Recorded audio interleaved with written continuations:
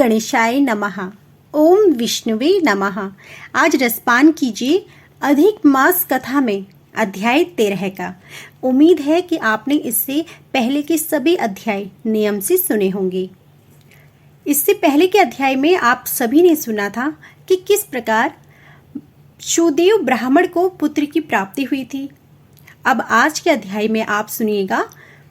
श्री नारायण बोले, हे महाप्राज्ञ, हे नारद, वाल्मीकि ऋषि ने जो परम अद्भुत चरित्र दृढ़धनवा राजा से कहा, उस चरित्र को मैं कहता हूँ, तुम ध्यान पूर्वक सुनो। वाल्मीकि ऋषि बोले, हे दृढ़धनवा, हे महाराज, हमारे वचन को सुनिए। गरुड़ जी ने केशव भगवान की आज्ञा से इस प्रकार ब्राह्मण श्रेष्ठ से कहा। गरुड़ जी बोले, हे द्विज श्रेष्ठ, तुमको 7 जन्म तक पुत्र का सुख नहीं है। यह जो वचन हरि भगवान ने कहा, सो इस समय तुमको मैं वैसा ही कहता हूँ।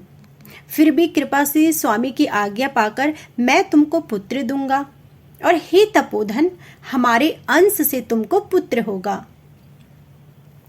जिस पुत्र से गौतमी के साथ तुम मनोरथ को प्राप्त करोगे, किंतु उस पुत्र से होने वाला दुख तुम दोनों को अवश्य होगा।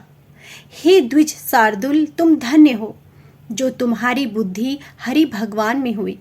हरि भक्ति सकाम हो अथवा निष्काम हो, हरि भगवान को दोनों ही प्रिय है। मनुष्यों का शरीर जल की बूंद बूंद के समान क्षण भर में नाश होने वाला है। उस शरीर को प्राप्त कर जो हृदय में हरि के चरणों का चिंतन करता है, और वह धन्य है।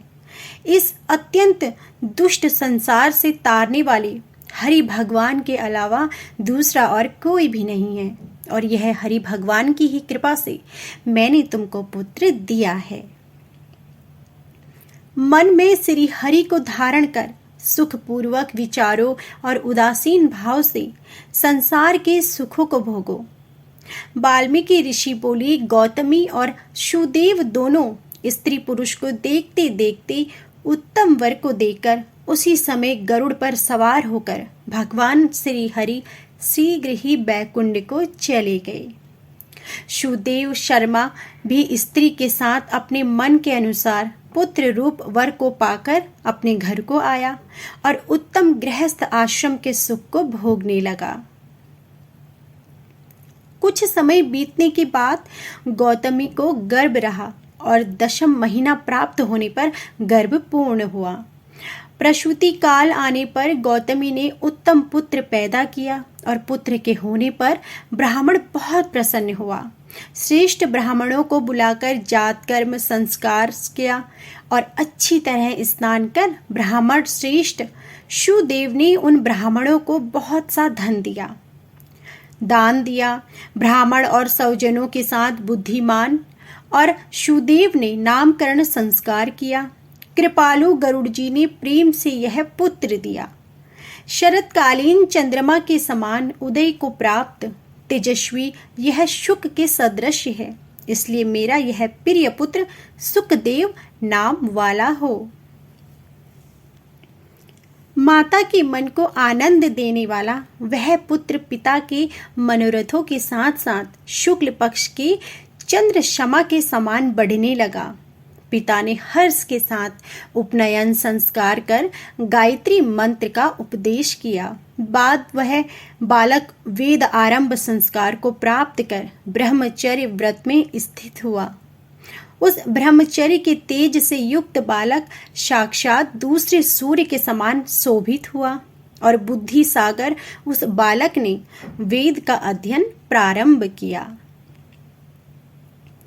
उस गुरु वत्सल बालक ने सद्बुद्धि से अपने गुरु को प्रसन्न किया, और गुरु के एक बार कहने मात्र से समस्त विद्या को प्राप्त कर लिया। वाल्मीकि ऋषि बोले, एक समय कोटि सूर्य के समान प्रभाव वाले देवल ऋषि आए। उनको देखकर हर्ष से सुदेव ने दंडवत प्रणाम किया। अर्घ्यपाद्य आदि से विधि पूर्वक उन देवल मुनि की पूजा की, और महात्मा देवल के लिए आसन दिया। अति तेजस्वी देव दर्शन देवल ऋषि उस आसन पर बैठ गए। बाद में अपने चरणों पर बालक को गिरे हुए देखकर ऋषि बोले, देवल मुनि बोले, भो भो से देव, तुम धन्य हो। तुम्हारे ऊपर भगवान प्रसन्न हुए क्योंकि तुमने दुर्लभ सुंदर श्रेष्ठ पुत्र को प्राप्त किया। ऐसा विनीत, बुद्धिमान, बोलने में चतुर, वेद पाठी और शीलवान पुत्र कहीं भी किसी के यहाँ नहीं देखा। हे पुत्र, यहाँ आओ। तुम्हारे हाथ में यह कौतुक क्या देखता हूँ? सुंदर छत्र, 2 चामर, यव रेखा के साथ कमल, जानू तक लटकने वाली हाथी के सूंड के समान ये तुम्हारे हाथ, कान तक फैले हुए विशाल लाल नेत्र, शरीर गोल आकार का, त्रिवली से युक्त पेट है। इस प्रकार उस बालक के विषय में कहकर उस ब्राह्मण को उत्कंठित देखकर देवल ऋषि फिर से बोले, अहो हे सुदेव, यह तुम्हारा लड़का गुणों का समुद्र है। कंधा और कोख का संधि स्थान गुड़ है।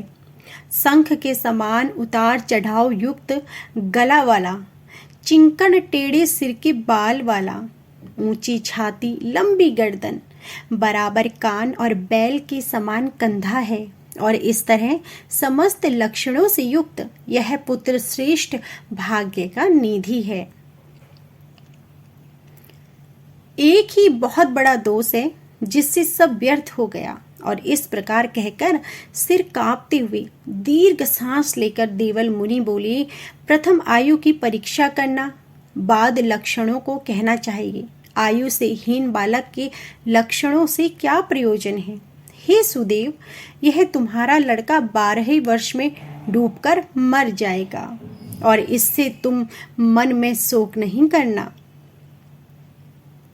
अवश्य होने वाला निसंदेह होकर ही रहता है। मरणासंत्र तो औषध देने के समान उसकी कोई प्रतिक्रिया नहीं है। वाल्मीकि मुनि बोले, देवल मुनि इस प्रकार कहकर ब्रह्मलोक को चले गए और गौतमी के साथ सुदेव ब्राह्मण पृथ्वी पर गिर गया। पृथ्वी पर पड़ा हुआ देवल ऋषि के कहे हुए वचनों को स्मरण कर चिरकाल तक विलाप करने लगा और बाद में स्त्री गौतमी धैर्य धारण करती हुई पुत्र को अपनी गोद में लेकर प्रथम प्रेम से पुत्र का मुख चुंबन कर बाद में पति से बोली। गौतमी बोली, हे द्विजराज, होने वाली वस्तु में भय नहीं करना चाहिए। जो नहीं होने वाला है वह कभी नहीं होगा और जो होने वाला है वह तो होकर रहेगा। क्या राजा, क्या नल, रामचंद्र और युधिष्ठिर दुख को प्राप्त नहीं हुए? राजा बलि भी बंधन को प्राप्त हुआ, यादव नाश को प्राप्त हुए, हिरण्यकश्यप कठिन वध को प्राप्त हुआ, वृत्रासुर भी मृत्यु को प्राप्त हुआ, सहस्त्र अर्जुन का सिर काटा गया, रावण के भी उसी तरह सिर काटे गए। हे मुनि, भगवान रामचंद्र भी वन में जानकी के विरह को प्राप्त हुए। राजश्री परीक्षित भी ब्राह्मण से मृत्यु को प्राप्त हुए। हे मुनीश्वरों, इस प्रकार जो होने वाला है वह तो अवश्य होगा। इसलिए हे नाथ, उठिए और सनातन हरि भगवान का भजन करिए, जो समस्त जीवों के रक्षक हैं और मोक्ष पद को देने वाले हैं।